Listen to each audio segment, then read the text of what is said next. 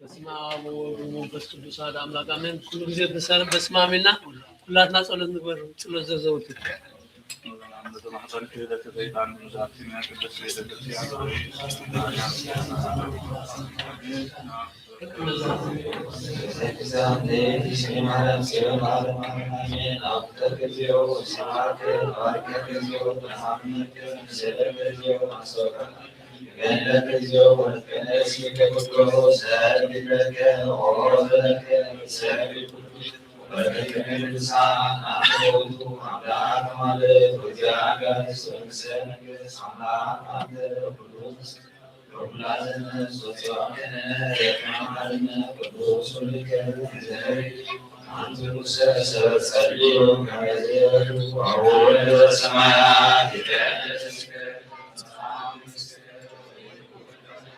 ለከመ በሰማይ ከማሁ በምድር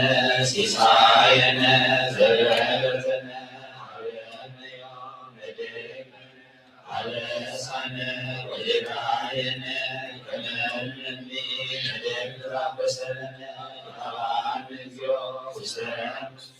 አላ አድኅነነ ወባልሐነ እምኩሉ እኩይ እስመ ዚአከ ይእቲ መንግሥት ኃይል ወስብሐት ለዓለመ በሰላም ቅዱስ ገብርኤል መልአክ ወእግዝእትየ ማርያም ሰላም ለኪ ድንግል በሕሊናኪ ወድንግል በሥጋኪ እግዚአብሔር ጸባኦት ሰላም ለኪ ወበአንቲማንስ ወብሩክ በነፍስኪ ተመስገን ተመስገን ወማርያም በተጸጋ እግዚአብሔር ጻድቅ ጸልይ በእንተመድኃኒነ አብቁር ወልድኪ ኢየሱስ ክርስቶስ ከመ ይስሕበነ አጣዊነ ሰበለ ሃይማኖት አሜን። በአምላክ እግዚአብሔር አብ ኩሉ ባሕረ ሰማያት ያስተርእዩ አሜን። በአብ ኢየሱስ ክርስቶስ ወለአብ ዘሎስ ምትፈጣነ አንዘና አምላክ አምላክ ዘባማ ለተወልደ ወሰገብረ ዘሪት ሳሎ ወለቆቱ ዘወቱ ለኮነ ወዘንበሪሰ አቦ ዘመነ ወይትኒ ዘሰማይኒ ወዘምድኒ በዘንዳመለሰ ወመድኃኒትነ ወደም ሰማያት ሰብአ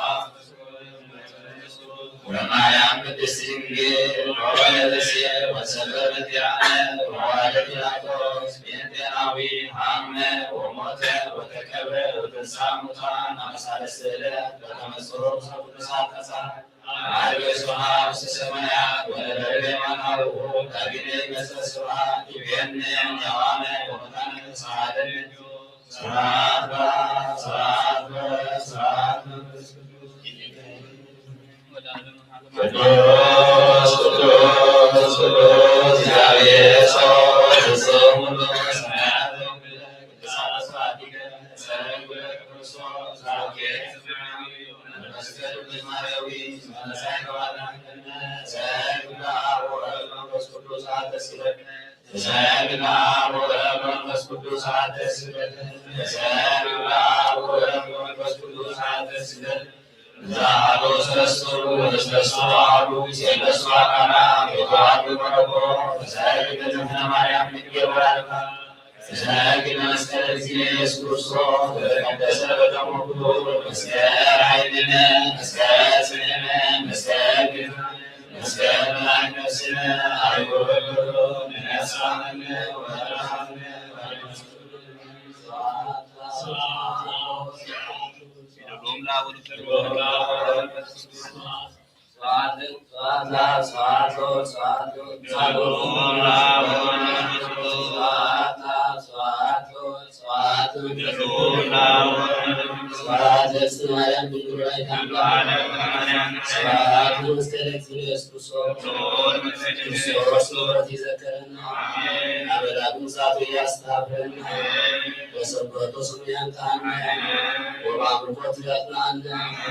እግዝእትነ ማርያም ድንግል ወላዲተ አምላክ አሐዲስ ጸሎተነ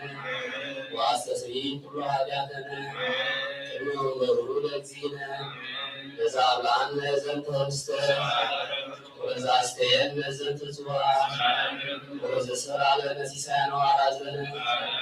ወለዘ ወዘታገሰ ለነ ኩሉ ኃጢአተነ ወዘወሀበነ ስምዐ ቅዱስ ወደሙ ወዘአብጽሐነ እስከ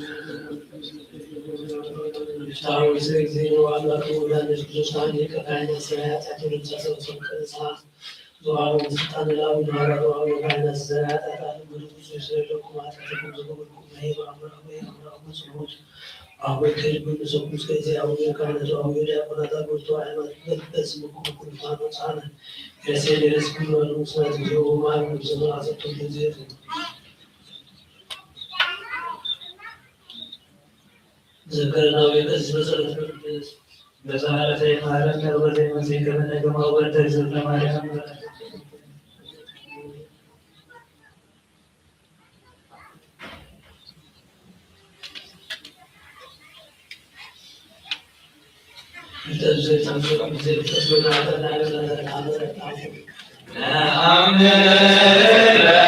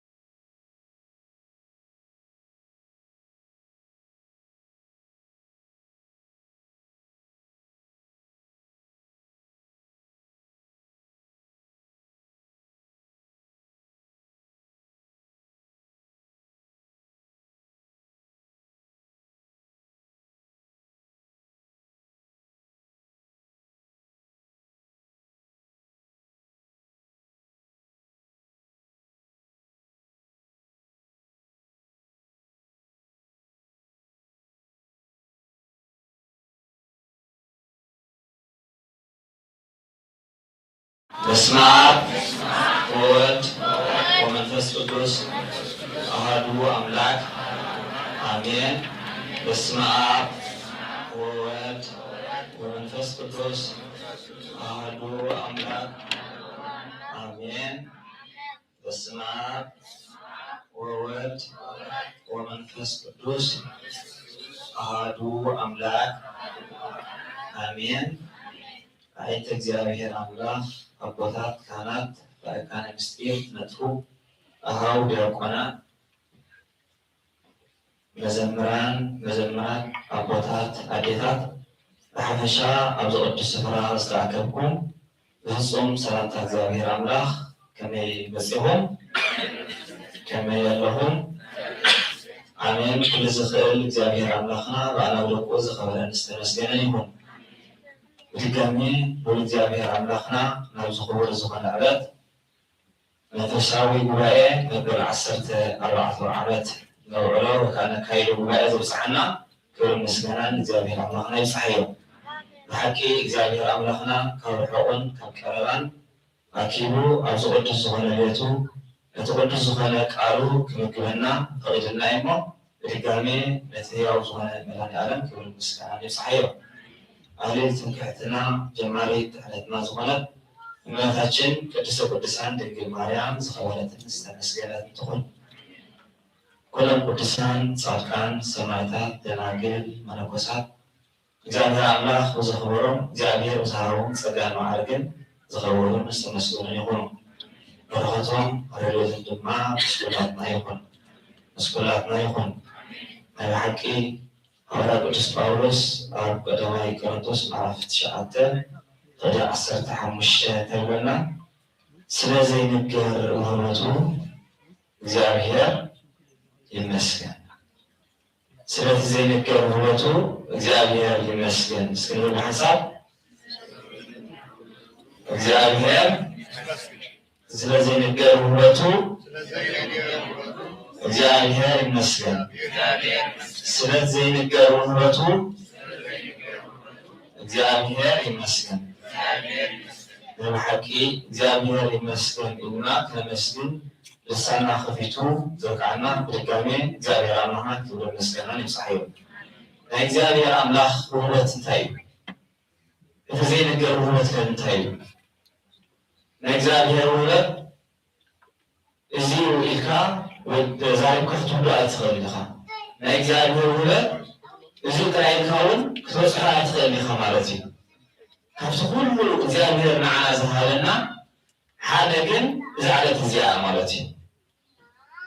እዛ ዓለት እዚኣ ዝሃበና እግዚአብሔር አምላክ እቲ ውህበታት ናይ እግዚአብሔር ከምቲ ዝበልኩ ብዙሕ ኮይኑ ተዛሪብና ዘይወዶ ኮይኑ ካብቲ ብዙሕ ዝሃበና ግን እዛ ዓለት እዚኣ ሓንቲ እያ ማለት እዩ። ስለዚ እዛ ህያብ እዚኣ እዛ ዓለት እዚኣ እግዚአብሔር አምላክ ዝሃበና ዓለት እያ ማለት እዩ። ንሱ ከዓ እንታይ እዩ? ንነብስና ዝኸውን ቃል አምላክ ተማሂርና ቃል አምላክ ሰሚዕና ህይወትና ክንቅይር ህይወትና ምስ እግዚአብሔር አምላክ ክንነብር እዛ على فيزياء فقولوا لسلسة 4 معات ذاكر تغيرنا له مالتي استفر على أبوتات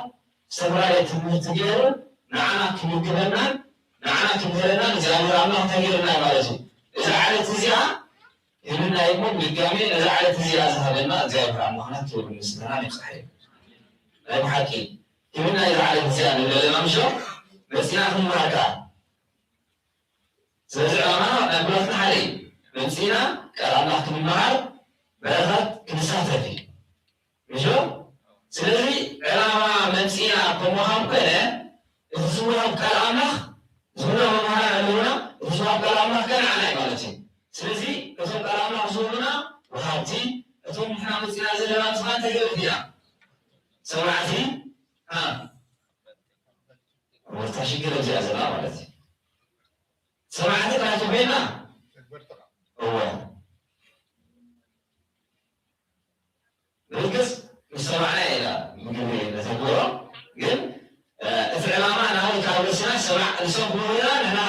سمعت منكم من زمتاي تراقبينه سمعت لك بينا هاي مالتي كابرس بس أنا تقولي أجاوبنا سمعنا لنا سمعنا هتفهم تزوج كان ترى زي تزاجن أجاوبنا سمعنا يقولوا هذا أمس صحيح مالتي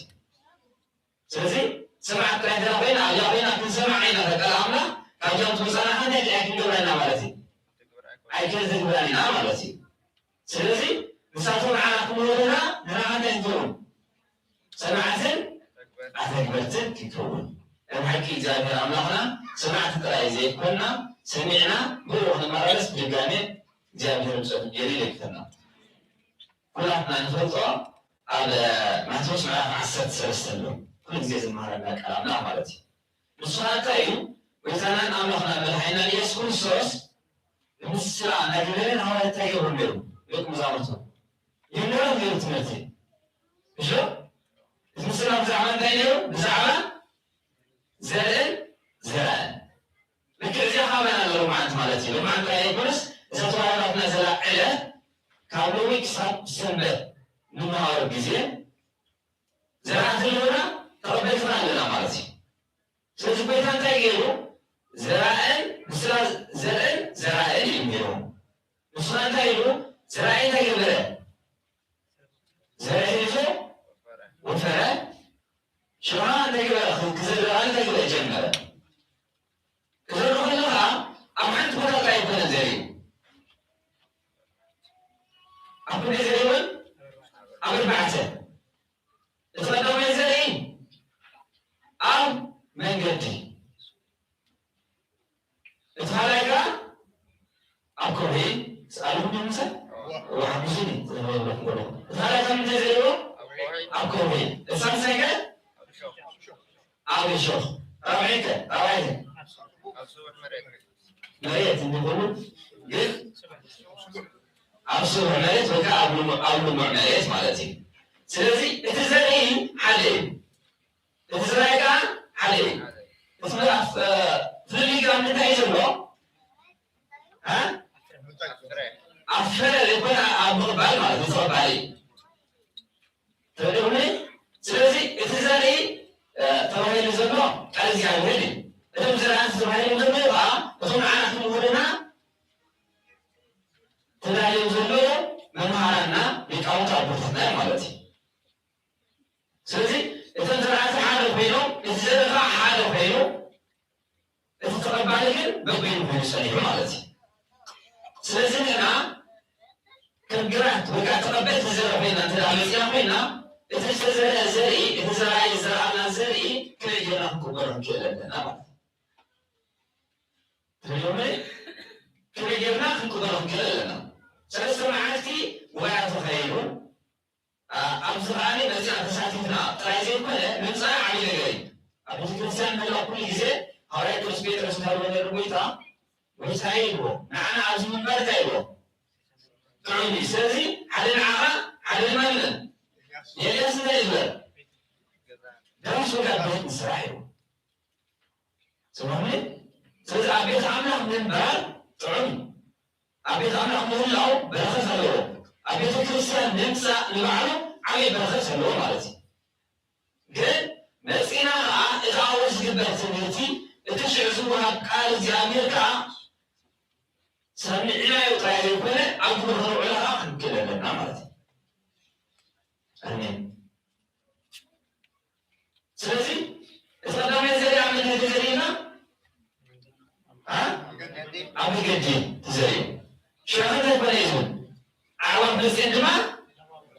በልዐዎ እቲ ኣብ መንገዲ ተዘርእዩ ዝበሃል ዘሎ ቃል እግዚኣብሔር ንርኢ ኢና ምሽ ግን እቲ ኣዕዋፍ ተባሂለን ዘለዋ ኣዕዋፍ ከዓኒ ናይ ሰይጣን ወይ ከዓ ናይ ፀላኢ ሰናያት ዝምስል ማለት እዩ። ኣብ ምልክት ዘይተጋገ ምዕራፍ 12 እንታይ ይብል ንሓዊ ከዓ ኣብ ገዛኻ ኮንካ እንታይ ትገብሮ ይብል ጥቕሲ ተጋገ ሓብረኒ ኣብ ገዛኻ ኮንካ ኣይትብልዮ ምክንያቱ በራልዑ መፂኡ እንታይ ክብረሉ ይኽእል እዩ በራልዑ መፅእ ክብፅሓለ ትኽእል እታ ዑፍ ተባሂላ ዘላ ፀላኢ ሰናይ ሰይጣን እዩ ማለት እዩ። ትርጉም ስለዚ ቃል ኣምላኽ ምስ ተዘርአ ነቲ ቃል ኣምላኽ ክትሰምዕ ዘይኮነ ኣብ ግብሪ ክነውዕሉ ዝተዳለወ ልቢ ስለዘየብልና እንታይ ገይሩ ማለት እዩ ፀላኢ ሰናይ መፂኡ ኣብ ፍረ ከይበፅሐ ካብ ኣፍና ነጢሩ ይወስዶ ማለት እዩ። ትርጉም እታ መንገዲ ተዘርኡ ዝበሃል ዘሎ ቃል እዚ ማለት እዩ። እታ ናይ ካብ ምንታይ ተዘርአና ኣብ ከውሒ ዝተዘርአ ኣብ ከውሒ ዝተዘርአ ዘርኢ ዘራይ እቲ ኣብ ከውሒ ዝተዘርአ ክበቁል ይኽእል ኣይክእልን? ስለምንታይ ይበቁል? ሱር ስለዘይብሉ ማለት እዩ። ስለዚ ንቃል ኣምላኽ ከዓ ሰሚዕኻ መሰረት ዘለዎ ዘይትማለሱ ዘርኢ እንታይ ክበቁል ኣይክእልን? ሱር የብሉን ክበቁል ኣይክእልን ክፈርኻ ኣይክእልን ማለት እዩ። ንሕና ከዓ ናትና ዕላማ እንታይ እዩ ሱር ዘይብሉ ኮይንና ቃል ኣምላኽ ሰሚዕና ክነብር ጥራይ ዘይኮነ ነቲ ቃል ኣምላኽ ሰሚዕና ሰብ ዘለዎም ዓይነት ሰባት ኮይንና ሰሚዕና እንታይ ክንገብር ዓቢና ክንፈሪ ዕላማና ማለት እዩ። ከመይ ዕላማና ምሽ ያና ኩላትና ዕላማ ዘለና ማለት እዩ። ስለዚ እታ ከውሒ ዝተዘርአ ትረርቲ ልቢ ንቃል ኣምላኽ ክሰምዕዎ ግን ንቃል ኣምላኽ እንታይ ይገብሮ ማለት እዩ ልቦም ኣትሪኦም ስለዘይቀበልዎ እቲ ቃል ኣምላኽ ኣብ ውሽጢ ኣትዩ ክገብር ኣይክእልን ክፈሪ ኣይክእልን። الفلسفة كم دايما؟ أو الشخ زي مالتي الشخ بلطان فولتيا أو الشخ زي زرخة ذاك هو يكلمني كفري كعبي أكلمني سبنتاي الشخ ده هو يكلمني كحنقو هايبون بحرز التلفون مالتي كعبي ولا فرق ولا أنت فتاة الشخ كل ده يقول هايبون كنت عبدو كان زي فريق ولا مالتي كلامنا ما سمعها لها أو اشتراك إيمان بدل كنت عازل تلا على كفيله استمع نتكلم عن ذلك كفينا أو اشتراك سمعها بكل رسول الله سمع هو نخطر منهم سجانة تدبر أبي خلاص قيمنا تدبر أي زكاني مالتي سلام تاعي اسم اشتراك زي كذا ده يقولي نتكلم فريق بقول المختبر على أحد بسني مالتي تنقول أو شاندرا كيمن بدل مثلا لك خوينه فرد العزيز لك خوينه كلامه سمعت عمر كلامه سمعت غير كده كلامه سمعت كل زعل قال كنت تدخل السجن معك أقول مثلا زي سنة حماية قال كلامه يسمعني مالتي أو سمع ناس ذيك سحنا في الوالد ስለዚህ አውርቻክ ሰረህ ቀራሙላ ዓሚና ከተረደል ተራቤና ከምንተለጸው ኮንክለና ካብ ቂምታ በቀለም ዝረሓቀ ሰባት ንከውን ትክእለለና ማለት እሱ መግባር ተሰማያ ሁሉ የተወለደ ፍቅር ቅዱስ ዮሐንስ አፈወርቅ ኩሉ ምግባር ሰናይ ዘበለ ከፍቅሪ ይዝምችው ይላል። እጅግ ቄም ከምትመሰረህና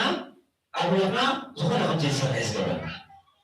ምግባር መሰናይ ክነብር ፅቡቅ ነብር ክነፍቅር ዝብድለና ይብላ ክንብል ተደኣ ኮይና ግን ናይ ግብርና ክእለ ማለት እዩ ክእልና ክእለ ስለዚ ክወደላልና ግን እቲ ዝተዘርአ ዘርኢ ኣብ ውሽጥና ኣትዩታ ክኸውን ይኽእል እዩ ህይወት ክንረኽበሉ ይኽእለና እዩ ማለት እዩ تراعي أنا دخلت أيه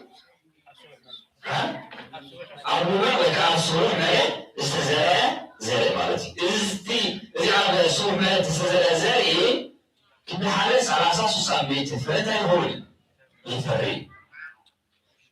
إذا عايزين كابتن كنا نصنع في زلتها في زلتنا عانتايو اسمريت ربع سنة استزاء زاري أحتمالات ممكن يخرجوا مالتي تدومين حتى زرع خلوها حتى حتى مثلا حساوي مالس عايزك زرع من دوري كم تقدرين في لك أنت لا تقول فرض شو دخول زرع حيم كذي على عنك مساكل لازم كنا الناس كانت تقرأ كل زميلة نقرأ كثير راح تقرأ لك شو عايزك تزرع أمه تزرع حي زرع أنت يقول مالتي بقولوا عمله فلازم هاي خبر مالتي سلزي تزرعت هاي قال زميلك لبنا بقرات يجيسر مالتي لبنا إسي قال عمخ لبنا زرت ما زرت كل وانت أقوله تمتع لتقرأ تفرغ توس زي يعني نقرأ بدورنا مو زرعنا غفلتوس لبنا خا إذا عمنا أو بتاع حاجة مثلا أو مش لبنا كثير مثلا لبنا تحضر عندنا كلنا كذي كذا نقال عمنا مثلا تكون كنا الله كلنا نعم بس نقول أما في حالة تايم فكايس أرقام وسهات عن الجبر بس نزرعه تهريه وصل زي ولا لما تفرسيان وصل قومه وصل نبرة بسسايكان زرع المهم سمرته وصل بيانه مع الزة وليه ويكون كنائس أنت تذكر حول مع زمان أنت تذكر دوتون فيها وبيجزيها وقصاني يتنكفي يتنقل على السمعة لا يكون كلامنا سمعني أرجو زوال ومها أرتي أخيرا أنا لاقيت زي هو زي كم زبالة مسؤولين بصي بعد كلها مسؤول كم إثار قال أول سنة واحد استدخلت قال كمان أول سنة واحد استدخلت قال قصة عين الكفيل الكفيل فريق هذا يقدر بس بكذا حاسب سنتي أول سنة واحد تتكلم كابسوانة يقدر مالتي ما يتركبونه قصة خير جدا فريق ماذا يقدر مالتي بس بكذا هاي نفسه نعم مسكان تقدر مالتي سيدي أنا كلامنا سمعت سمعون بكذا عجيب يبغى زيركم سمعت كان مالتي لك كان يتعاوز الواحد وتتخلق قلبي من مالتي شلزي سلام زايد الله نمسينا كلامنا منهار تماهينا يوتنا بالوقت انت يأخذه كلنا نتحقق بكلنا مالتي لأنه سبحانه الآن بقوله سمعنا طيب كلها أرجوي كروعه زايد الله مسلم يريد كنا الشيء كازم أتسأل أي سرعان كدست جمارة وصله سنة مزمور كأولنا الشيء كساز نصور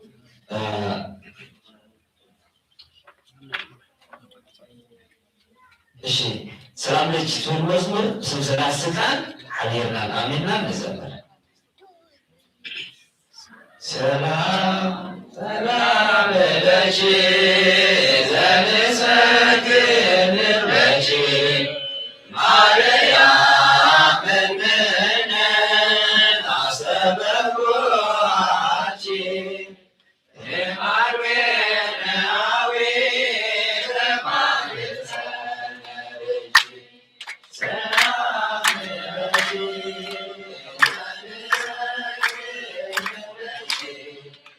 ماريا من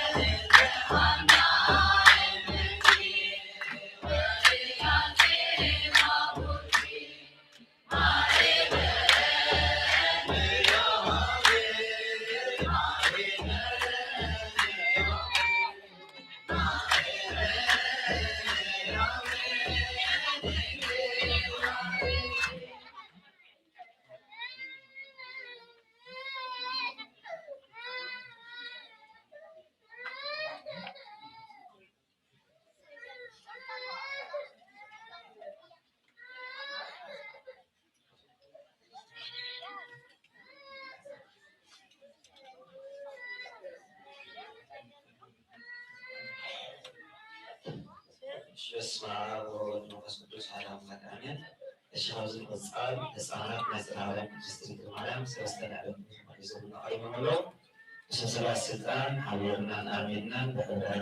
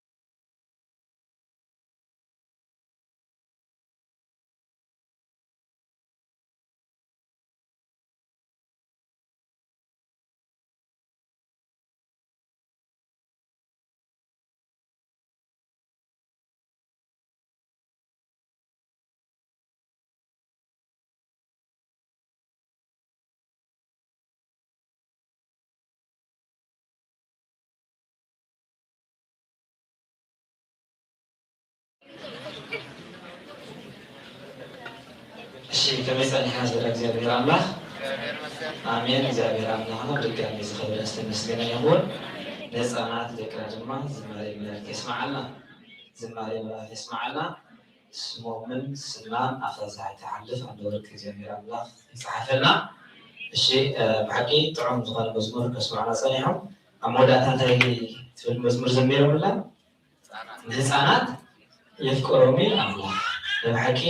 وكمان أمرنا بدحين يسوع كريستوس أو ماتيوس منقل مع 19 ولا 13 تاي المير من الاستعمار لازم كم زي مزام سليمو هسانات تاي قولوا نبايب صو يدفو هسان تمهيل زلوا بعد ما تراجع كله هسان كفاية يبغون وشتو هسان نسوي هسان تنقل يحسني ስለዚህ መንግስት አምላክ ነዞም ከምዚኦም ዝኣምሰሉ ህፃናት እዮም እሞ ህፃናት ናባይ የምፅኡ ግደፍዎ ክብል ከሎ ከም ህፃናት ልብኹም እንተዘይነፂሁ ከም ህፃናት ኣብ ውሽጢ ልብኹም ተንኮል እንተዘይብልኩም መንግስቲ ኣምላክ እንታይ ኢልና ንዓኹም እያ ትግባእ። ከም ህፃን እንተዘይኮንኩም ግን ከም ህፃን እንተዘይተመለስኩም ግን እንታይ እያ መንግስቲ ኣምላክ ንዓና እክትከውንና ማለት እዩ። ስለዚ መንግስቲ ኣምላክ ዝወሳመኒ ከም ህፃን ዝኾነ ልቡ እንታይ ዝገበረ ማለት እዩ ብንፅህና ዝሓዘ ብንፅህና ዝተመላለሰ መንግስቲ ኣምላክ ነዚኦም ከምዚኦም ዝኣምሰሉ ህፃናት ይብለና ማለት እዩ። ስለዚ እዞም ህፃናት እዚኣቶም ድማ እግዚኣብሔር ኣምላክ ኣብ ቤቱ ፀኒዖም ነቢሮም ብፀጋን ብጥበብን ዓብዮም ንዝመፅእ ድማ ናይ ቤተ ክርስትያንና ተካእቲ ኮይኖም ኣገልገልቲ ኮይኖም ኣብ ሃይማኖት ፀኒዖም እግዚኣብሔር ኣምላክ ክነብሩ ዝጋሚ ፀገር ይደግፈና። ናይ ብሓቂ ጥበበኛ ሰሎሞን እንታይ ይብል ንህፃን እታ ክኸደላ ዝግብኦ መንገዲ ኣርእዮ እሞ ምስ ዓበየ ካብኣ ኣከልግስኒ ይብል። ስለዚ ንህፃናት ዝበዝሕ ግዜ ኣብዚ ዓለም ጥቀመሉ እንታይ እዩ ንህፃናት ኣርእዮም ዝብል ቃል ንገሮም ዝብል ቃል ጥራይና ንጥቀመሉ ማለት እዩ። ተረዲኹም ንህፃን ኣብ ቤት ኣምላክ ከም ዝኽየድ ንነግሮ ኣብ ቤት ኣምላክ መፂኻ ከም ዝቆረብ ንነግሮ ኣብ ቤት ኣምላክ መፂኻ ቃል ኣምላክ ከም ዝስማዕ ንነግሮ ማለት እዩ። ነገር ግን ንሕና መፂና ብግብሪ እንተዳ ከነርእዮም ዘይክኢልና እዞም ህፃናት ክናና ምስኣኸሉ ወይ ካብ ዝዓበዩ እንታይ ኣይገብሩን እዮም ማለት እዩ። ኣብ ቤቶም ፀኒዖም ቃል ኣምላክ ክሰምዑ ይኽእሉን እዮም። ምክንያቱ እቲ ቃል ኣምላክ እንታይ እዩ ዘለዎ ንህፃን እታ ክኸድላ ዝግብኦ መንገዲ እንታይ የግብሮ እዩ ዝብል ንገሮ ኣይኮነን ዝብል ኣርእዮ እዩ ዝብል። ስለዚ ክትነግሮ ጥራይ ዘይኮነ ዘለካ ምግብ እንታይ ክትገብሮ ትክእል ኣለካ ከተሪኦ ትክእል ኣለካ። ስለዚ እንተዳ ብግብሪ ኣርእናዮም ምስ ዓበዩ ከምቲ ንሕና ዝገበርናዮ እንታይ ክገብሩ እዮም ክነብሩ እዮም እቲ ቃል ኣምላክ ማለት እዩ። ብኣኽላቅ ብቃልና ጥራይ ነጊርናዮም ግን እቲ ቃል ኣምላክ ዝብሎ ዘሎ ንሕና እንታይ ንኾኑ ኣለና በበይኑ ንኸውን ኣለና እሞ እግዚኣብሔር ኣምላክ ንህፃናትና ንደቅና ንመእስያትና ኣብ ቃል ኣምላክ ፀኒዖም ንክነብሩ ብቃልና ጥራይ ዘይኮንና ክንእዝዞም ብግብሪ እናመርሕና ከነርእዮም ብድጋሚ ፀገር ይደግፈና። እሺ ካብዚ ንቕፃል ናይ ሊቀ ካህናት ቀሲስ ሙሉ ብርሃን ናይ ንኡስ ሃገረ ስብከት ነረወ ኣማሓዳሪ ከምኡውን ናይ ደብረ ሰላም ቅዱስ ሚካኤል ኣማሓዳሪ ናይ እንኳዕ ደሓን መፃኹም ብናኦም ናብ ቦና ካልፈኩም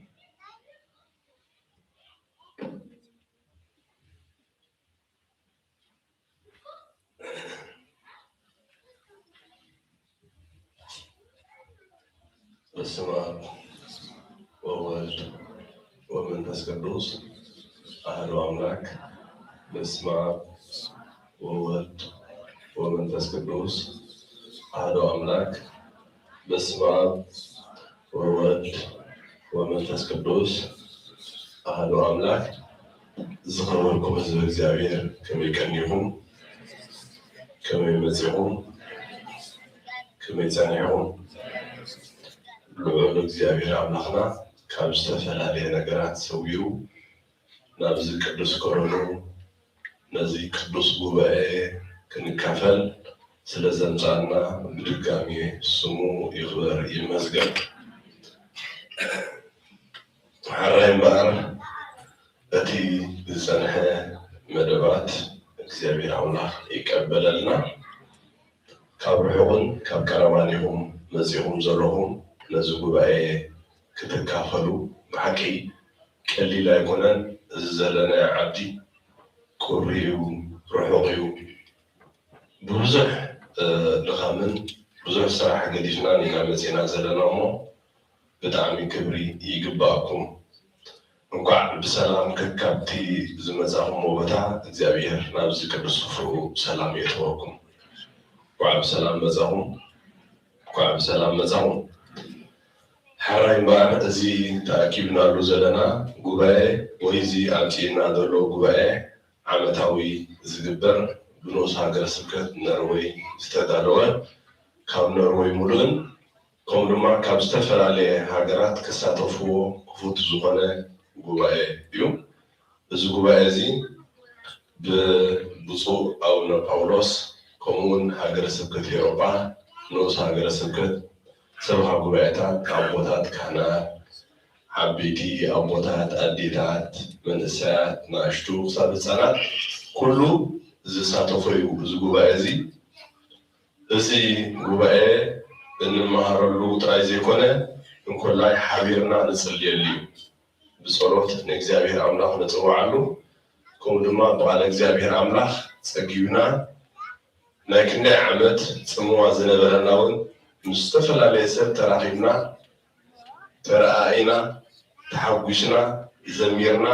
ኣብ መወዳእትኡ ከዓ ብቅዳሴ እቲ ማህተም ዝኾነ ናይ ቤተ ክርስቲያንና ብቁርባን ጌርና ዓፂና ነናቤትና ንኸደሉ ጉባኤ እዩ ተፈጢረልና ዘሎ። እግዚአብሔር ይመስገን። ኣብዚ ዘለናዮ ምድሪ ስደት ከምዛ ዓይነት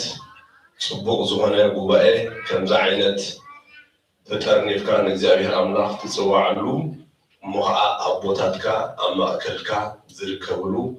ዕድል ክንረክብ እዚ ናይ እግዚአብሔር አምላኽ ፈቃድ ጥራሕ እዩ። ኣቐድም ኣቢሎም ፓትርያርክ መጺኦምና ነይሮም እዮም። ምስ ብፁዓን ኣቦታት ምስ ቅዱስ ሲኖዶስ መሪሕነት መጺኦምና ነዛ ሃገርና እንታይ ገይሮሞ ኸይዶም እዮም ባሪኾሞ ኸይዶም ተባሪኽና ኸይድና ዕድለኛታት ኢና። ኣብዛ ዓመት እዚ ጥራይ ብዙሕ ባርኾት ብቤተ ክርስቲያንና ንረክብ ኣለና። እዛ ዓዲ ብባርኾት ኢና ክንሓልፎ ንኽእል። ንሕና እንተተባሪኽና ደቅና ይባረኹ፣ ቤትና ይባረኽ፣ ሓዳርና ይባረኽ፣ ጉዕዞና ይባረኽ። ወፊርና ከዓ ብሰላም ንኣቱ እንተሓመምና ከዓ ኣብ ቤተ ክርስቲያንና መጺና እንታይ ንኸውን ንፍወስ ንሓዊ ሰብ ቁስሊ ጥራይ ኣይኮነን ዝቆስል ናይ ኣእምሮ ሕማም ኣሎ፣ ድኻም ኣሎ፣ ሞራል ምቑራፅ ኣሎ፣ ዝተፈላለየ ነገራት እዩ ዘሎ። ግን ኣብዛ ቅድስቲ ቤተ ክርስቲያን መጺና እንታይ ዳ ንገብር ንዕረፍ። ኩሉ ዘለና ነገር ንመን ነግሮ ንእግዚአብሔር አምላኽ። ኣብ ደገ ብዙሕ ነገራት ክትሓስብ ዝጸንዕምሽ ኣብዛ ቅድስቲ ቤተ ክርስቲያን ምሳእትኻ ግን ኩሉ እንታይ ዝኸውን ይጠፊ እዩ። ኣበይ ጥራሕ ዝኸይዳ ኣእምሮኻ ናብ ቅድስቲ ቤተ ክርስቲያን ናብ ዘለካ በረኸት ናብ ዘለካ ጸጋ ንእግዚአብሔር ክተመስግን ብመዝሙር ብጸሎት ዘለካ ድማ ንዕኡ ክትነግሮ ጥራሕ ዝመጸካ ማለት እዩ። ስለዚ እዚኣ ተምሳሌ ኢየሩሳሌም ዝኾነት ቅድስቲ ቤተ ክርስቲያን እሞ ከዓ ከምዚ ኢልና ካብ ርሑቕን ካብ ቀረባን ምምፃእና እግዚአብሔር ክብርን ምስጋና ንዕሆኖ። ካልእ እዚ መደባት ተሰሪዕ ኣሎ፣ ትምህርቲ ኣሎ፣ መዝሙር ኣሎ፣ ከምኡውን ብጸሎት ክዛዘም ይኽእል ጸኒሕና كلنا حاولنا كرمان مسينا زلنا نقال إجزاء لنا مسينا سد زلنا لزل سلسلة معتا أزينا تنقو أحسرات نكونا لنا والتي بثلاي وتمن الساعة زعد لزي بستمرتي مسكال بزح أوقات سبزونكم تعدل غيركم مرة لهم حجة حقيرو سلازي كله بسمونا بهدأت بتحفلنا لذا سلسة معتي بالصلاة تتعينكم لأن كتكتب لكم كل عنا زعبنا زعزنا أسنا تكمل لنا ديو زيادة كنمني لنا ساعات ولا تدخلوا وسعهم أب تمرتهم أب بعزهم مزايهم كان بحج سلزونة زابير من تخبركم لذا سلسة معتات قبرون قباكم حتى دغيقون كتدفؤلا أجباكم حتى دغيقون تغل بعلال ليو بزرابا ليو بخالي نجر كتمرلو أجباني انتهينا بتزوها بنا على إجزابير بتزوها بنا صروت تمسيقنا نزل سلسة معتي كنبقوا عزو إجزابير أملاخ يدقفنا أملاخ زلمنا يوم يبنا يوم سناي نجر نزوها نجر كله انتهي قبلنا يهبنا يوم نحن دايت رحنا نقبل نعو ننقره سلسلة معتي كابزخونا نجر حسابات أو زخان أملاخي ناس تنتنو هيوتي بكا معها تراك حسب سلسلة معتي سوائي زين عنا السوائي هانتايو زنبلو زلنا أفتني عرفت زغنا اللوان مقبي ما يستقال بلع اللخون كله أتهال إجن بمرو موزمر كزمر كله وتموزمر تحن قبرين كنستنتن على إجزابير كنقر كله بتقال إجزابير تحن قبر قبانا كنستنتن نشتاق زين خاب كل نقر ناس أترهم لغا تحن قبر يسقبانا كنستنتن مهنياتو الزبوطات زلاي من تايم مستنتني يوتنا نرهب اللي سقانا حفصو اللي ስለዚህ እትተዋሂብና ዘሎ ወርቃዊ ዕድል ብዝግባእ ተጠቒምና ንቤትና ክንከይድ እግዚአብሔር ይደግፈና ብዙሕ ነገራት ገዲፍና ኢና መፂና ዘለና ካብዚ ብዙሕ ነገራት ከዓኒ ብዙሕ ነገራት ከሲብና ክንከይድ ይግባአና እዩ እዚአን ኣብ ዓመት ሓንቲ ግዜ ንረኽበና ዕድላት ብዝግባእና ተጠቒምና መንፈስ ቅዱስ ተሓቲምናን መሊእናን ክንከይድ እግዚአብሔር ኣምላኽ ይደግፈና ኩላትና ከዓ بصلوات كنزخافر بصلوات كنكني عبز زي موضوع زلوا حواتنا دما عبز خمس زلوا حاسبنا بصلوات كنذكرهم أمنجشا زلوا أبرخا زلوا حميمهم تساقيهم زلوا تجنيهم زلوا كموصلنا دلي خاني كموصل زيك عبز سمعت الله نحكي كموصلنا دلي عبز كموصل زيك عبز سمعت الله عبز على تزون زي أجير تسوعهم سمعت الله ስለዚህ እዚ ጉባኤ እዚ ንኩሉ ኣስተንቲና ንኩሉ ረቢሕናሉ ንኸይድ ክገብረልና ቅዱስ ፈቃዱ ይሁነልና ነቶም ኣብዚ ጉባኤ ላይ ተሳተፉ ከዓኒ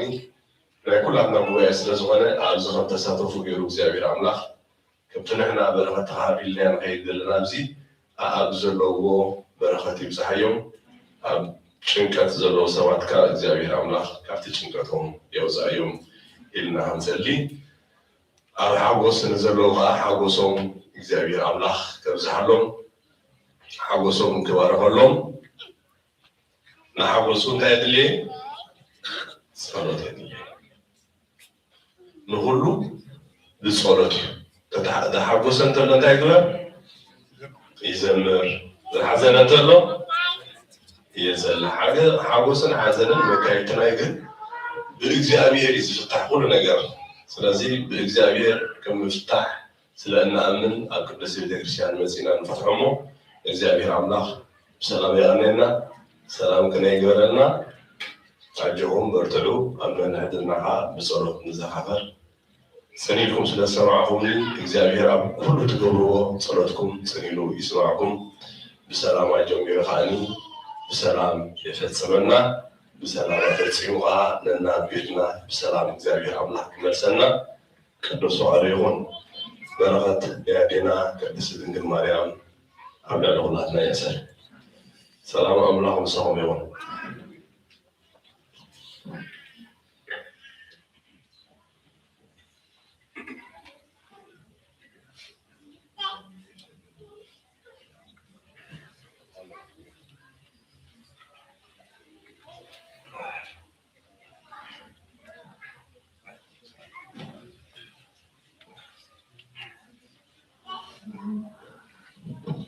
الشيء نبرنا لككانات كاسترسنا كاكاش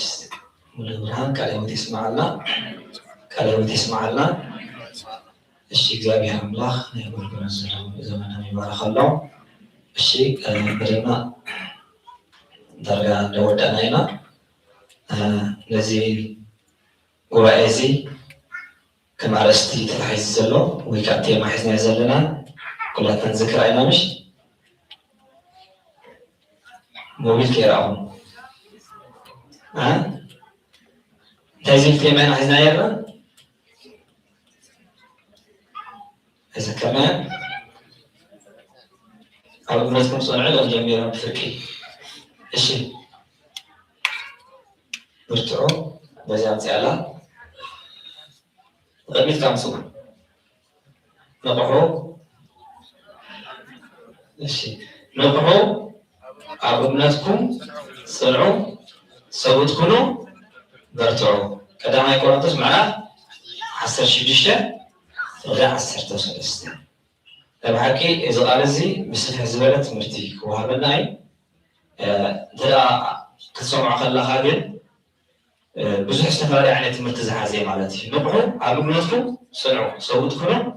برتعو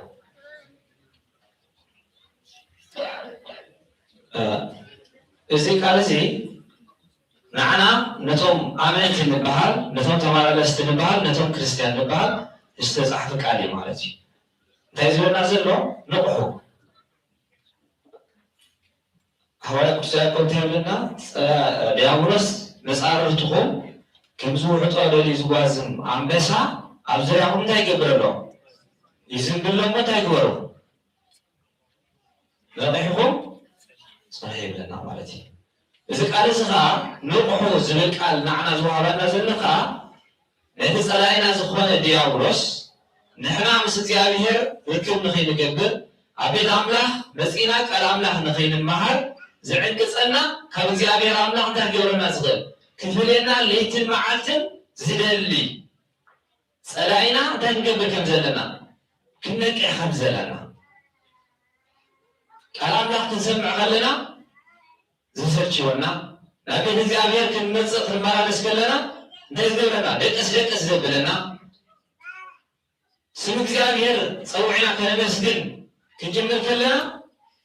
ልሳና ወይ ሓሳባትና ናብ ካልእ ዝሰርቆ ጸላእስነ እዚ ሓሳብ እዚ ካበይ ከም ዝኾነ መርቢርና ክንነቅሕ ከም ዘለና እዩ ዝነግረና ዘሎ ማለት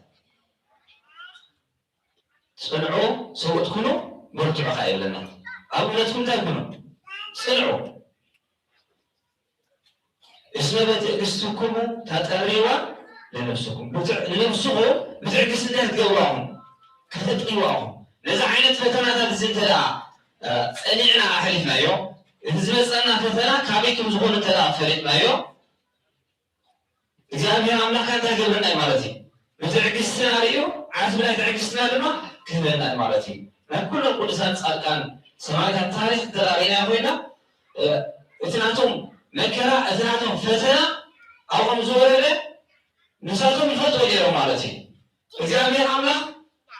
ለተመከራ ንሱ አህሪሁ ካውዝ ለለስ አዳሪሎም ከምዘሎ ይፈልጡን ያውንም ስለዝነበሩ እግዚአብሔር ጋር እምነቱን ቢህለው እታብዒው ዝወርድ ዝነበረ ፈተና እንዳይገርሙ ነበር ማለት ነው። በእምነቱ ለፈተና ላይ ጸራሰነ ይስዕሩ ነበር እግዚአብሔር አምላክ እንዳይገርሙ ነበር። አኺል ላይ ትዕግስቱ ጋር ይሁን ነበር ማለት ነው። እዚህ ትዕግስት እዚህ ናይ ኩላትና አቦ ትዕግስት ተባሂሉ ዝበሃል አቦና እዮም ነገር ናይ ኩላትና ተኣሪና ኮይና ብጣዕሚ ኣብ ልዕሊ ዝወረደ ፈተና ንሱ ዝተዓገሶ ትዕግስትን እንተራሪና ኮይና ንዓና ዓብዪ ትምህርቲ ማለት እዩ። አቦና እዮም ኣዝዩ ሃብታም እዮም ብዙሕ ጥሪት ነይሮም በዓል ፀጋ ዝህብ ኣቦ እዮም ማለት እዩ። ነገር ግን እዛ ዓለም እዚኣ በዓል ፀጋ ሆንካ ካብ ፈተና እንታይ ዝገብረካ እያ ነፃ ይትሰደካ እያ ምሽ ግድን ኢኻ ትፍተን እዚ ፈተና እዚ ግን በዚ ናይዚ ዓለም ተዋሒድካ ክትተርፍ ዘይኮንካ እቲ ናይ ዘለዓለም ሂወት ንረኽበሉ ምስ እግዚኣብሔር ክነኽበሉ ንኽእል ቃል ኣምላኽ ጌርካ ክትስዕራ ካብ ዘለካ እንታይ ክትከውን ትክእል ኣለካ ንቑሕ ክትከውን ትክእል ኣለካ ኣብ እምነትካ ዝፀናዕካ ክትከውን ክትክእል ኣለካ ማለት እዩ። ስለዚህ እዚ ዓይነት ፈተና እዚ ኣብ ሂወቱ ክገጥሞም ከሎ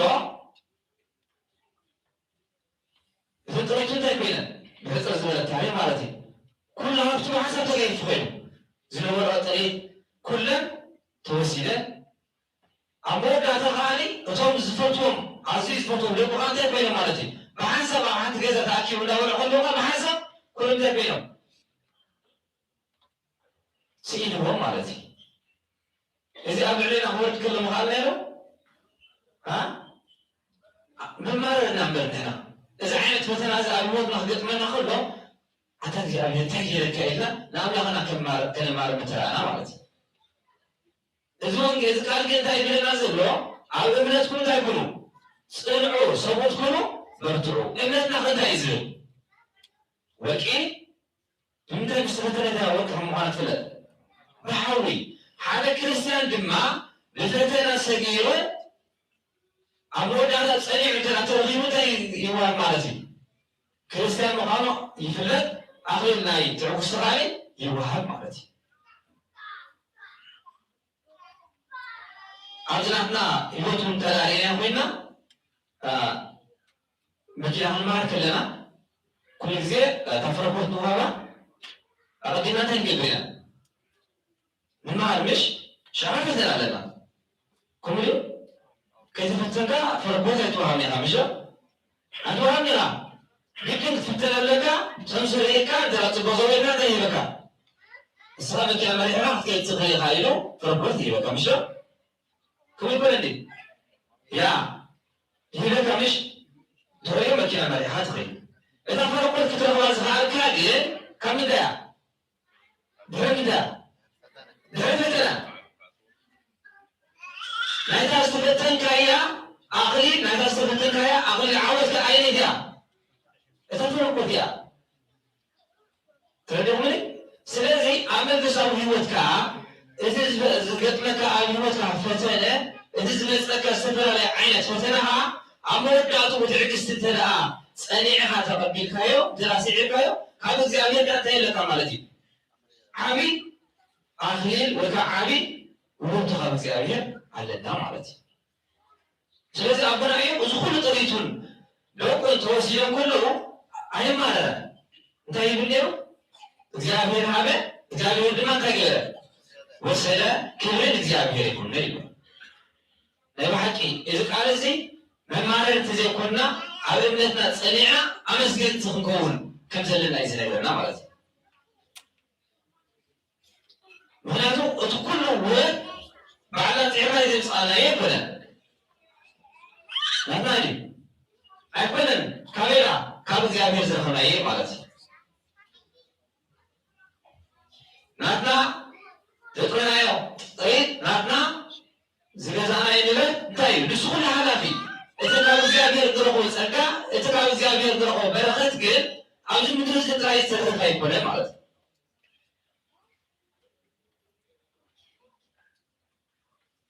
وأهوية يتفقوا على العالم وإذا هلو وسألن عالم من حلافي فتوتني حلافي اسمه كله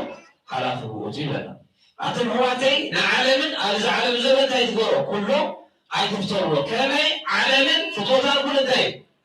ሓላፊን እዚ ዓለም እዚ ማለት እቲ ዘይሓልፍ ለእንታይ እዩ ተራእይና ግን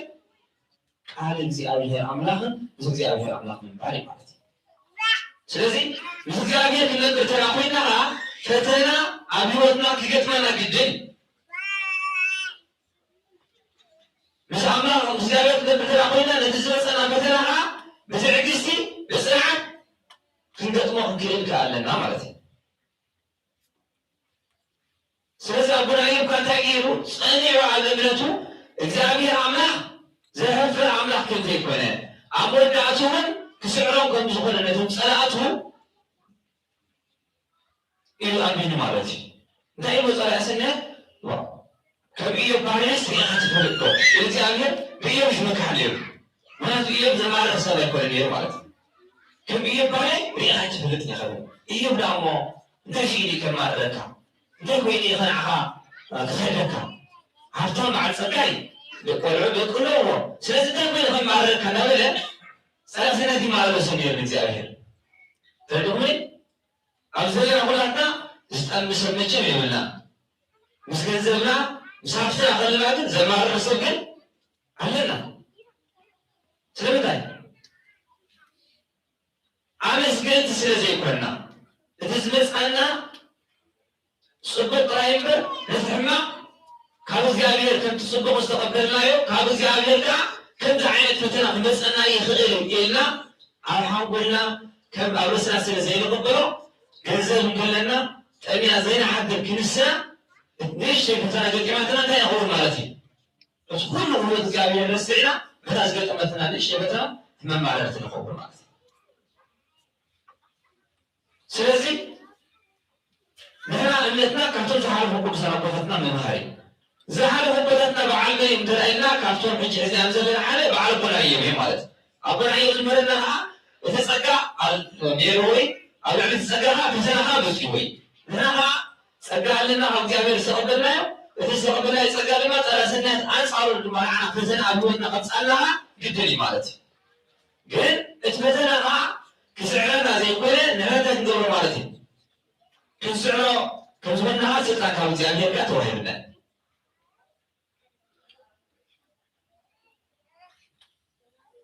ስለዚህ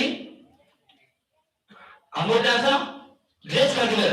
የስልጣን ምሳው ወረባሪው ኮንትዝበርኩ ኩሉ ጥሪት ንብረቱን ተወሲሉ አማሪውን አይተረፈን ምስጋና እግዚአብሔር ለተማዓት ለቀኝ ይረማል ማለት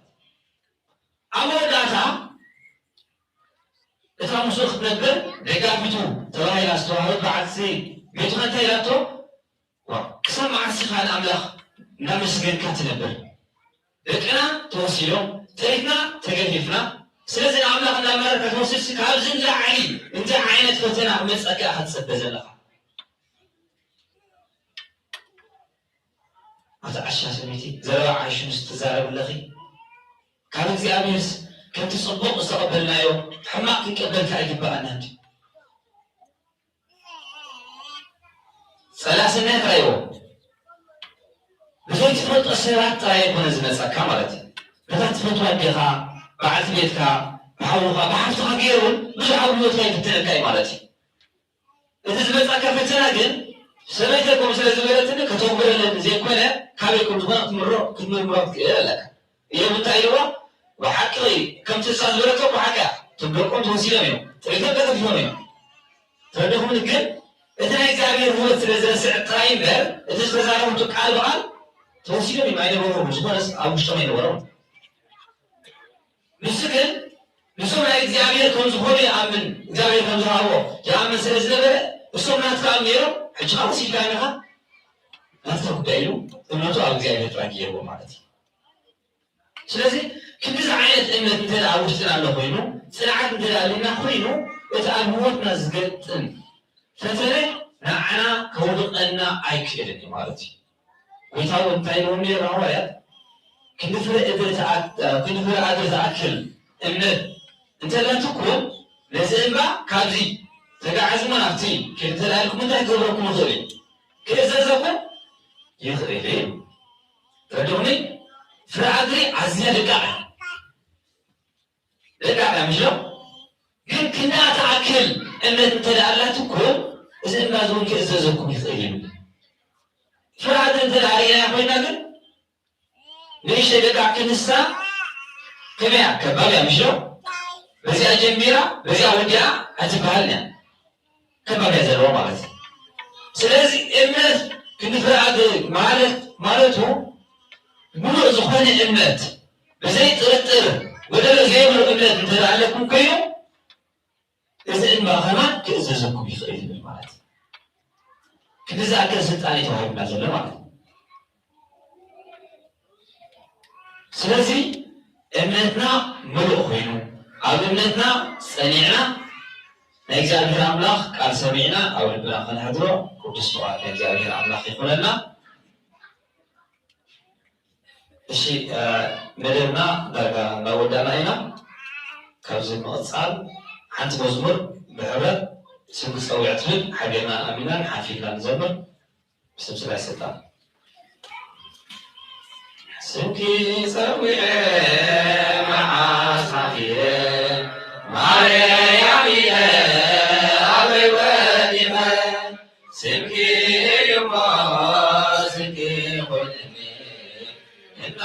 ምስጋና ተቀበልኒ ስሚ ዘውየ ማስሐፊየ ማርያም ኢለ አብወዲነ ስንጊ እዩሞ ስንጊ ኮይንኒ እነሆ ምስጋና ተቀበልኒ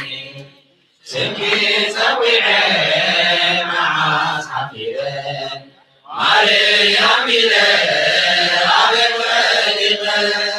ስንጊ እዩሞ ስንጊ ኮይንኒ እነሆ ምስጋና ተቀበልኒ ስንጊ ዘውየ ማርያም ኢለ አብወዲነ ስንጊ እዩሞ ስንጊ ኮይንኒ እነሆ ምስጋና ተቀበልኒ ሰላይ መሲሁ ጌታ ወመኒ ንብዙሕ ዘመን መሸግር ሰይጣን ማሪኹ ተሳቅየኒ ወላዲተ አምላክ አዴናት አይደዋት ታድር አይበሬ አይናቶም ሰማይ አይሎም ዘራይ ብቅድስ አቴ ቃይላ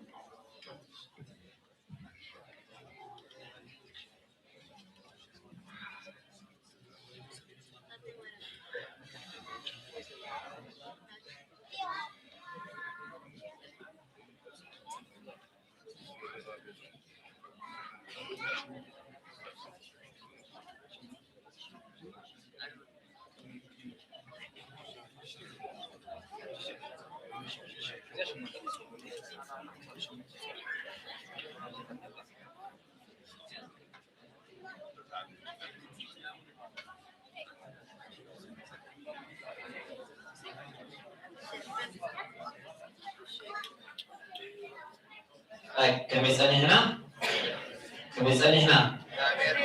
آمين دقام እግዚአብሔር አምላክና ዝኸበረ ዝተመስገነ ይሁን እሺ መርማዕቲ ተመዲብና ዝነበረ መደብ ኣብዚ ነወዳና ኢና ናይ ፅባሕ መደብ ግን ገለቆላትና ኣለና መስለኒ ብዝኾነ ግን ሰዓት 6 ቤተክርስትያን ክኸፈት እዩ ክሳብ ሰዓት 8 ዘሎ ናይ ፀሎትን ናይ ምህላን ግዜ ኣለና ጊዜ ለና ማለት ኩላትና ነቂሕና ካብቲ ቤተክርስትያን ዝተኸደሉ ጀሚርና ነቲ ዘሎ መደባት ክንሳተፍ ቅዱስ ፈቃድ ይሆነና። እሺ ካብ 6 ክሳብ 8 ናይ ፀሎት ጊዜ ኣለና ካብ 8 ክሳብ 10 ከዓ መንፈሳዊ ምርኢት ኣለና ማለት እዩ። ካብ 10 ክሳብ 15 መዝሙር ናይ ሓባር ከምዚ ሕጂ ክዝሙረ ፀናሕና ብሓባር ዝዝመር መዝሙር ማለት እዩ። ካብ 10 ከዓ ክሳብ 11 ስብከት ወንጌል ኣለና መጋቢ ኣእላፍ ቀሲስ ዮሴፍ መርሐፅዮን ካብ 11 ከዓ ክሳብ ፋሉስ መዝሙር ከምዚ ዝተወዛዕና ብጉጅለ ተወዚዕና ኣለዋተን መዘምራ ማለት እዩ። ናይ ጉጅለ ኤረር ተማሕበራት ማለት እዩ። ተመስማዕ ባዕልና ንፈልጦ ኢና ግን ሰዓትና ሓሊና ኣብቲ ዝተመዲብና ዘሎ ግዜ መፂና ክንዝምር ኣለና ማለት እዩ። ካብ ፋሉስ ክሳብ 2 ከዓ ናይ ምሳሕ ግዜ ኣለና ካብኡ ካብ ሰዓት 2 ጀሚሩ ክሳብ 2 ከዓ ስነ ፅሑፍ ካብ 2:20 ክሳብ 3:10 ከዓ ትምህርቲ ብዛዕባ ድሕሪ ሓዳር ዘይኮነስ ቅድሚ ሓዳር ፅቡቅ ነቶም ዘይተመርዓና ፈሪቕና መናብቱ ማለት እዩ። ትምህርቲ ቅድሚ ሓዳር ስኻሊ ብቀሲስ ዘርሰናይ ካህናት ቀሲስ ዘርሰናይ ሰሎሞን ወሃበናይ ካብ 3 ፈረቓን መዝሙር ጉጅለ ኢዮር ንስኹም ከዓ ኣብ ሰዓትና ተዳሊና መፂና እቶም መዲብና ዘሎ ግዜ ናይ መዝሙር ግዜ ንጥቀመሉ ማለት እዩ። ካብ 4 ክሳብ 4 ፈረቓን ናይ ሻሂ እውን ግዜ ኣሎ كأربعة فرقان كسر خمسة فرقان تمرتي بزعبة مستيرة كندل بحونا من يونس كسرت لنا كم خمسة فرقان سجدشته مزبور وجيل عما وجيل عما كم تقصوا مسحنا قديما مالت وجيلها ساعة خمسة فرقان كسر عشرين نعم مزبور جزيت وهاي بكمله الجزينا كلنا في الليل ثم زمان وهذا نقول جزية زكاتهم لا يكون كنتي تهيب نازل الجزية عبزي تراخينا ناحية مدرة زمان نبجل كبديز وزي لمصورنا هذا كلنا الجزينا وزينا لنا مالتي دحين كم شيء ساشومته نايدر الجزية لنا دحين دراكا أول علي وزي الجزية زاروا عمل له لايك درا الجزية كم شيء ساشومته درا مستوى كم تناي سجاوي دراسة درنا منفسه دراكا والرئيس لزلنا كلنا نجيبنا بلينا ساعتنا مساخلة عزاي تمرتبين نركب مالتي كشو من تصاب تشعته مدد حتى المرسل زلنا حتى زمن السنة لك أول سلسلة نمسك مالتها كم ساعته صار ساعتين عشرة أبو بكر نايت مسلم هذا سكت إيرابا كان كومناو كم ساعتين عشرة ساعتين 54 كاب ولا كانت ولا بلنا كم ساعة فرغان كسب على عصرته مزازني صلاة لازم لنا على عصرته مشيتي بجمالتي حجابتي نحن مزمور رأي كنا نمزل تنقل مزمور خلوها بعلتان طاعة كنيسة جزء لنا كلنا تزوها على أملاخن سفر على مدرة وملو كنصاته جابي أملاخن صار في جريدة كنا ثلاثة نمرنا كزيب لكانه جابي أملاخن صار مستمسكين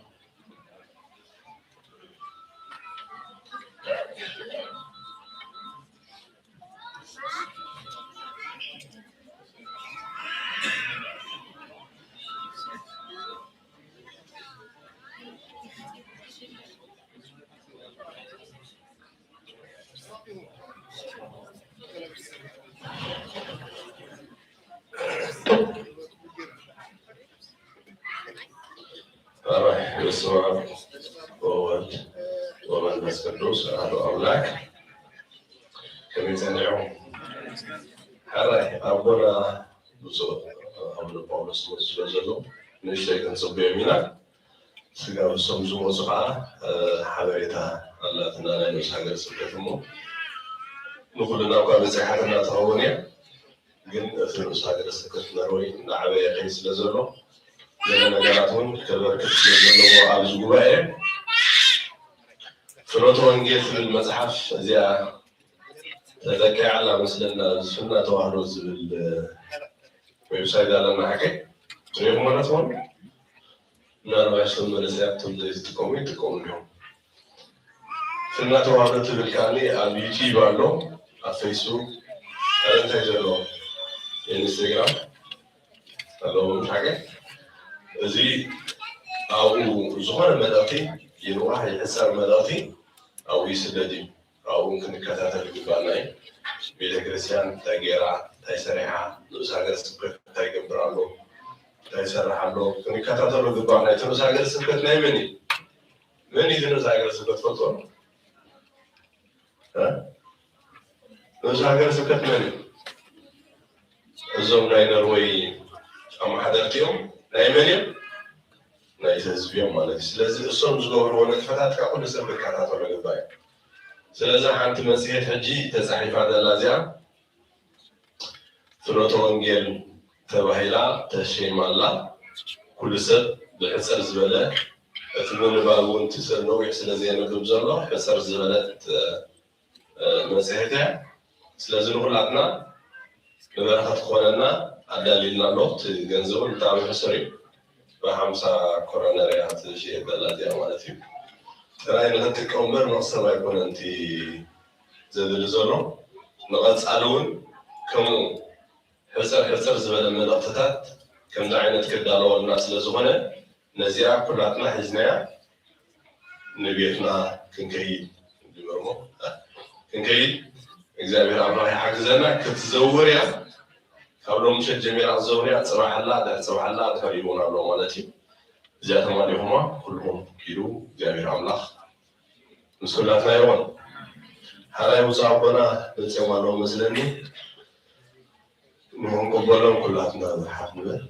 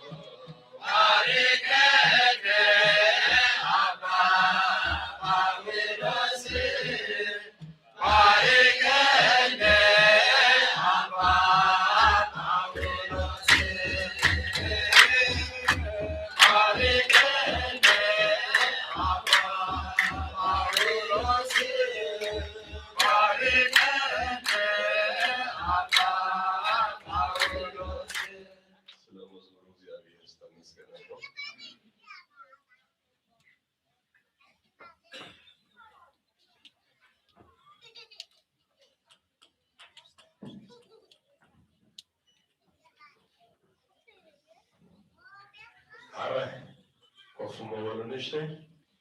أبرا بذخامي بسيم زلو نشتي كالكهبونية صلاة جرى شعو نعسينا دابي رسول الله نايمون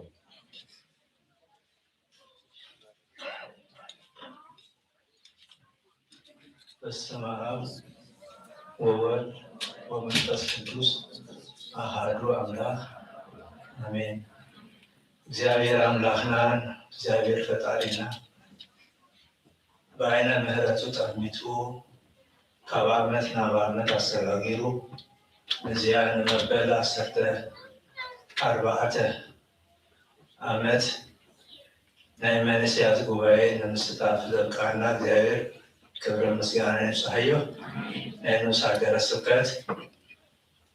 ሊቀ ካህናት ቀሺ ሙሉ ብርሃን፣ ናይ ጽርሐ አርያም ቅድስት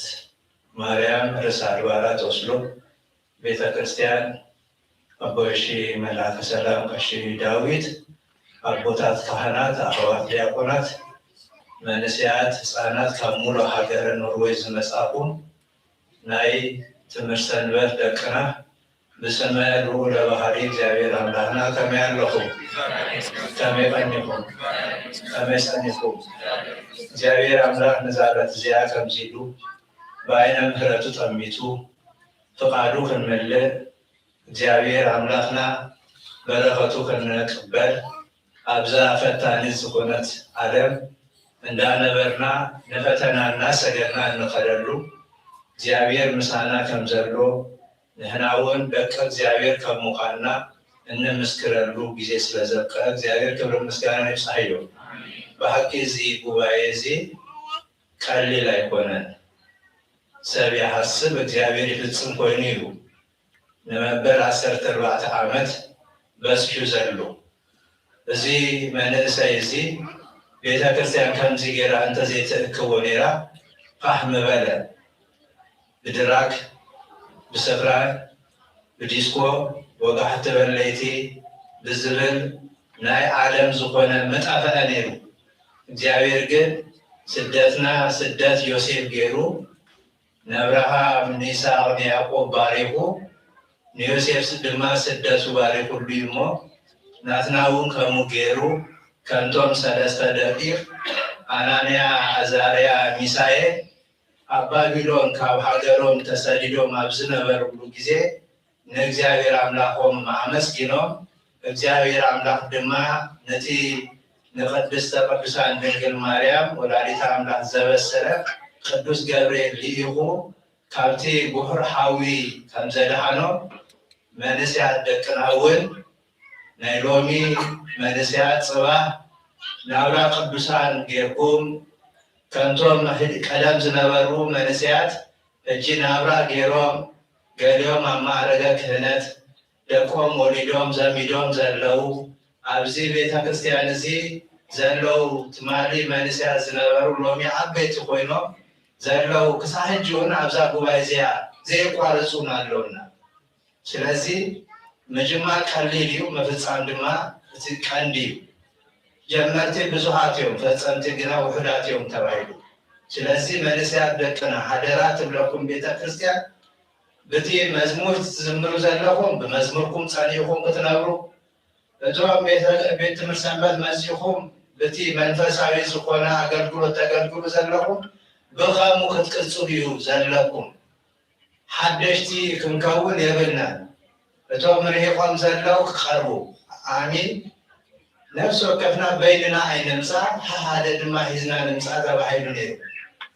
ማለት ቤተ ክርስቲያን መፂኦም ዘይነበሩ ደቅና መንእሰያትና ኣለዉ እኮ ብዙሓት እዮም። ኣዲኦም ዝኾነት ቤተ ክርስቲያን እናደለየቶም ነዲኦም ዝጠፋኣቶም ብዙሓት መንእሰያት ኣለዉ እሞ እቶም ዝመፃኹም ኣብዚ ቤት ትምህርቲ ሰንበት ዓመት ዝእከብ ጉባኤ እትሳተፉ ዘለኹም እግዚአብሔር ክብሪ ይሃብኩም። እቶም ክመፁ ደልዮም ክመፁ ዘይከኣሉ ገሊኦም ብሕማም ገሊኦም ድማ ንቤተ ክርስቲያን ዝኣነ ክመፃእ ይግባኣኒ ብዝብል ፈተነ ከምኡ ድማ ቤተ ክርስቲያን እናገልገሉ ከለዉ እንቅፋት በቶም አገልገልቲ እንቅፋት ኮይኖም ዝተርፉ ዘለውን ኣለው። ስለዚ አመፃፃ ሸይጣን ዘይፈልጥ ኣይሞንኩስ ከም ዝበለ መጽሓፍ መንእሰያት ደቅና ድማ እግዚአብሔር አምላክ ጉባኤና ይባርኮ። እዘን 3 መዓልቲ ከም ሱባኤ ሒዝና ንእግዚአብሔር ብሙሉ ልብና ጸሎትና እናብፅሕና ንነፍስና ንህዝብና ንቅድስት ቤተ ክርስቲያንና ንሃገርና ንዓለም ኩሉ ምህረት ዘውርድ እግዚአብሔር ምህረቱ ክህበልና እቲ ዝመፅእ ዘሎ ዘመን ብዙም ዘለናዮ ካብ 2025 ናብ 2026 እዩ ዝሰጋገር ዘሎ ናትና ድማ በዓለ ልደት ይቀርብ ስለ ዘሎ ዘለናዮ ግዜ ወርሃ ብርሃን ስለ ዝኾነ ኣብ ዝቕፅል ዘሎ ብዛዕባ እሱ ሰላም ክብለኩም ኢለ ኣብዚኣ ጠጠው ኢለ ዘለኹ እንኳዕ ብድሓን ፀናሕኩምና እግዚኣብሔር ኣምላኽና ብበረኸቱ ይባርከና ንዝምሮ መዝሙር ንፅልዮ ጸሎት እነቕርቦ መንፈሳዊ ኣምላኽና ዝምስገነሉ ነፍስና ትቕደሰሉ ህዝብና ደቅና ዝባረኩ ይግበረልና እግዚአብሔር እራይ እዚያ መጽሔት ፍኖተ ወንጌል ዝብል ቀዳመይቲ ዓመት መስለኒ ሕጂ እራይ ቀዳማይ ሕታምያ ተዳልያ ኣላ ትሕዝቶ ሕጂ ዝርያ እግዚአብሔር ትባረኮ ከምቲ ቅዱስ ፈቃድ ይሁን ነዚ ድማ ብሓቂ አንቢብና ክንጥቀመሉ ገዛና ክንወስዶ ገዛና ወሲድና ድማ ዓመት ከምዚ እናዳለው ክብሊ ትምህርት ሰንበት ክብሊ ስነ ጽሑፍ ዝበሃል ነይሩ ሕጂ እዚ ዳርጋ እንዳተረሰዐ ዝኸደ እዩ ማለት ጽሑፋት እንዳፀሓፉ ንቤተ ክርስቲያንን ንመንስያትን ዝጠቅም ኢሎም እናዳለው ህዝብና በሃይማኖቱ ከም ዝጸንዕ መንስያት ደቅና ንሃይማኖቶም ዝፈታተን ሕቶታት ኣብ ዝመፀሉ ግዜ በዚ ኣብዚ ተጻሒፉ ዘሎ ተረዲኦም ንኻልኦት ድምልሱሉ መብዛሕትኡ ቤተ ክርስቲያን እያ ደቃ ዝውሰዱ ገሊኦም ፕሮቴስታንት ገሊኦም ካለ ይወስዶም ካብኡ ነምፅኣሉ ክኸውን ስለ ዝግባእ እዚ መጽሔት እዚ እግዚአብሔር ኣምላኽና ይባርከልና ንሓስቦ ንደልዮ ኩሉ ይቀድሰልና ብሓቂ ነዚ ዘዳለኹም ጻማ ይሃብኩም መድኃኔዓለም ክርስቶስ አይነ ጸሎት ንተስም በስመ አብ ወወልድ ወመንፈስ ቅዱስ አሐዱ አምላክ እግዚአብሔር አምላክና ፈጣሪና ምህረት ረድኤት በረከት ይሃበና ናይ ሥላሴ ምህረት ናይ እመቤታችን ቅድስተ ቅዱሳን ድንግል ማርያም በረከት ናይ መልአኩ ቅዱስ ገብርኤል ረድኤት ናይ ጻድቅ አቦና አቡነ መርቆሬዎስ አቡነ ኤዎስጣቴዎስ በረከት ይሳትፈና እግዚአብሔር አምላክና እናሐስቦ እንደልዮ ኩሉ የቃናልና በህሊና በንጽሐ ስጋ በንጽሐ ነፍስ በንጽሐ ልቦና ቅድሙን ሙቃም የቃና ቸርነቱን ረድኤቱን ያድለና ለቅዱሳን አቦታትና ጾሞም ዝባረከ ናትናኦም ባሪኹ ብርሃነ ልደቱ በሰላም ይብጽሐና ንመንስያት ደቅና ሰቡና ዘክሩና ዝበሉና ስሞም ዘይንፈልጦም እግዚአብሔር አምላክ በረድኤቱ ያሃልወልና አቡነ ዘበሰማያት ይትቀደስ ስምከ ትምጻእ መንግሥትከ ወይኩን ፈቃድከ በከመ በሰማይ ከማሁ በምድር ሲሳየነ ዘለለ ዕለትነ ሀበነ ዮም ወኅድግ ለነ አበሳነ ወጌጋየነ ከመ ንሕነኒ ንኅድግ ለዘአበሰ ለነ ኢታብአነ እግዚኦ ውስተ መንሱት አላ አድኅነነ ወባልዐነ እምኩሉ እኩይ እስመ ዚአከ ይእቲ መንግሥት ኃይል ወስብሐት ለዓለመ ዓለም በሰላመ ቅዱስ ገብርኤል መልአክ እግዝእትየ ማርያም ሰላም ለኪ ድንግል በሕሊናኪ ወድንግል በሥጋኪ እግዚአብሔር ጸባኦት ሰላም ለኪ ብሩክት አንቲ እምአንስት ወቡሩክ ፍሬ ከርሥኪ ተፈሥሒ ፍስሕት ኦ ምልዕተ ጸጋ እግዚአብሔር ምስሌኪ ሰአሊ ወጸልዪ ምህረተ በእንቲአነ ወኩሎኪ ኢየሱስ ክርስቶስ ከመ ይስረይ ለነ ኃጣውኢነ እግዚእነ ወአምላክነ ወመድኃኒነ ኢየሱስ ክርስቶስ ካህን ሊቀ ካህናት ሠራይ ኃጢአት ወደምሳሴ አበሳ ወልዱ ለብሩክ ከበአቲ አበሳ መፍቀሬ ንስሐ ስልጣን ለዘሃቦሙ ለአበዊነ ሐዋርያት ዘሰረየ ኃጢአት ዓለም በሥጋሁ ቅዱስ ወበደሙ ክቡር ይስረይ ለክሙ ንስክሙ እስከ ይዜ አበው ካህናት አኀው ዲያቆናት አግብርት ወአእማት አዕርክቱ ሕፃናት ኩኑ ፍቱሐነ ወንጹሐነ ይረስየኒ ከመ ድሉዋን ለመንግሥተ ሰማያት እግዚኦ መሐረነ ክርስቶስ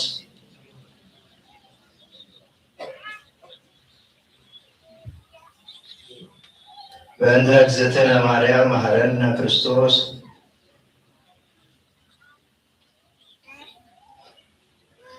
ኦ እግዚእ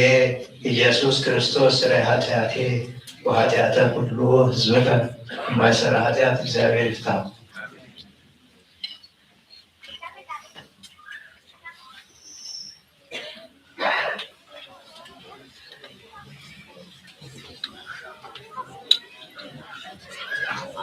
እሺ ድጋሜ ስለዚህ ነገርና ጊዜ እግዚአብሔር ማስ ፈረስ መስገን ይሆን። እሺ በደና ወዲና ለና ቅድሜ ግን እቶም ንብረትና ኣብዚ ነሸቃ ኣብ ገንገድፎ ዘለና ናይ ንብረት ኣብ ላዕሊ ክልተ ሩም ስለ ዘለና ኣብ ደገ ንብረትና ቢጥናዮም ኣይነእቶም ኣብቲ ሩም ንብፅሓዮ።